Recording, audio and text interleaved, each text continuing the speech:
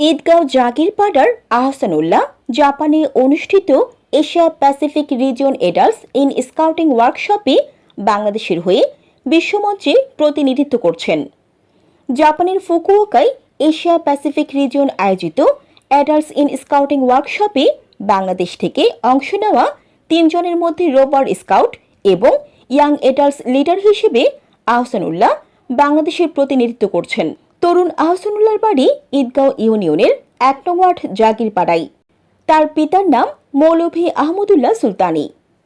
আহসানুল্লাহ ঈদগাঁও আল Masia ফাজিল degree মাদ্রাসা থেকে দাখিল পরীক্ষায় কৃতিত্বের সাথে উত্তীর্ণ হয়ে পরবর্তীতে কক্সবাজার সরকারি কলেজ থেকে বোর্ড বৃত্তি সহ ইন্টারমিডিয়েট পাশ করেন।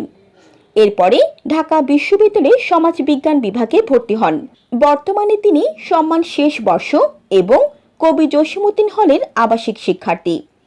তরুণ আহসানুল্লাহ ঈদগাঁও উপজেলার প্রথম শিক্ষার্থী হিসেবে 2016 সালে স্কাউট শাখার সর্বোচ্চ অ্যাওয়ার্ড প্রেসিডেন্টস স্কাউট অ্যাওয়ার্ড অর্জন করেন। বিশ্বমঞ্চে অংশগ্রহণের বিষয়ে জানতে চাইলে তিনি বলেন, যেখানেই যাই না কেন আমার দেশ মাতৃকার সেবায় সবসময় নিজেকে নিয়োজিত রাখব এবং মর্যাদা সমুন্নত করতে আপ্রাণ চেষ্টা চালিয়ে যাব। Jannatul Afsana, news desk, Eidgaon TV.